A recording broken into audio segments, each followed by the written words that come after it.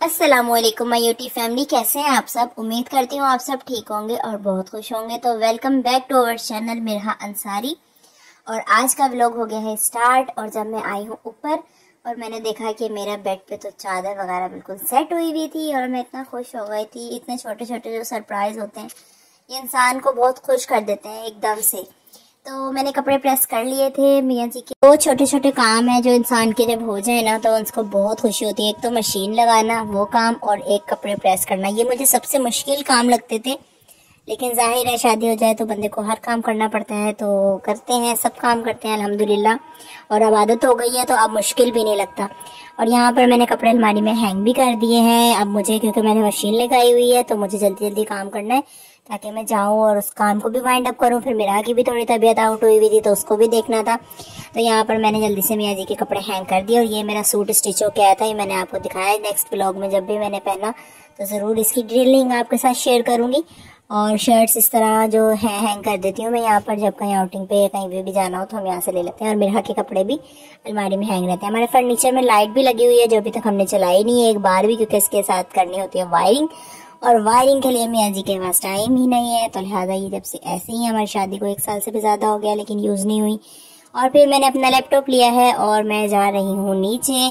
जल्दी जल्दी नीचे जाऊंगी तो ताकि लैपटॉप में इसलिए ले जाती हूँ ताकि अगर थोड़ा सा भी टाइम मिले तो व्लॉग एडिट कर लेती हूँ, कुछ ना कुछ काम कर लेती हूँ, अपना कोई कोर्स कर लेती हूँ, यूट्यूब से लर्निंग कर लेती हूँ।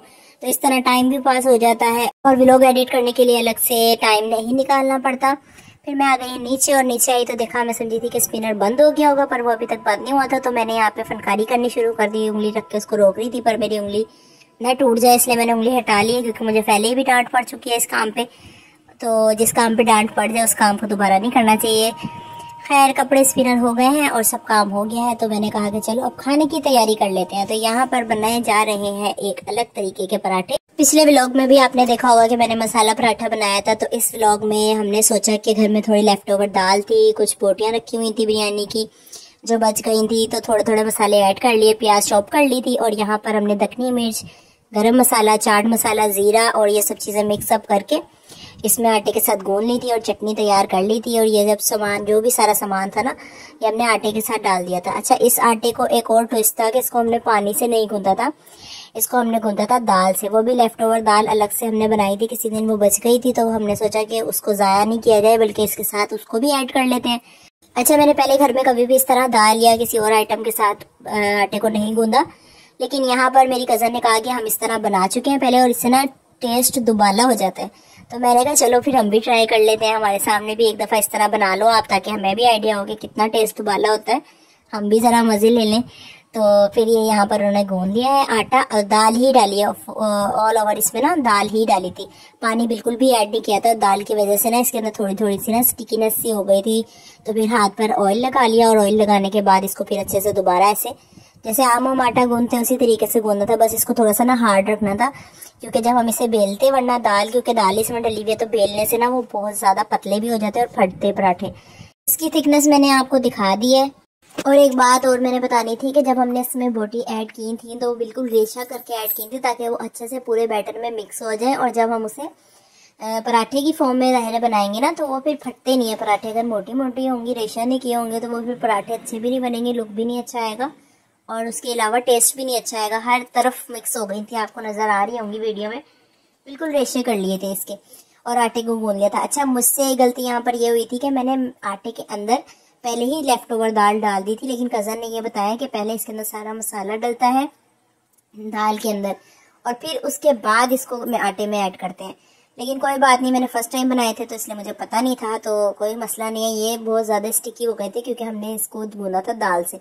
तो फिर कज़न ने कहा कि इसके अंदर थोड़ा सा और मैदा डाल लें या आटा डाल लें। वैसे मैदे के तो अच्छे बनते हैं पराठे, लेकिन हमने वाइट आटा यूज़ किया था। तो उन्होंने वाइट आटा डाल के इसको इस तरह मुक्की लगाई। मुक्की लगा के अच्छे से इसको, मैंने आपको पहले भी बताया था, थोड़ा सा हार्ड रखना है, बहुत हार्ड नहीं करना, बस थोड़ा सा आपने हार्ड रखना है। जो आम रोटी का आटा होता है ना उससे थोड़ा सा हार्ड कर लें। तो फिर ये हार्ड कर लिया था इन्होंने, थोड़ा थोड़ा आटा डाल के जल्दी जल्दी इस तरह गूंद लिया था। और मैंने दूध भी बॉईल करने के लिए रख दिया। अरे बहू ने कराया ऐसा उससे काम।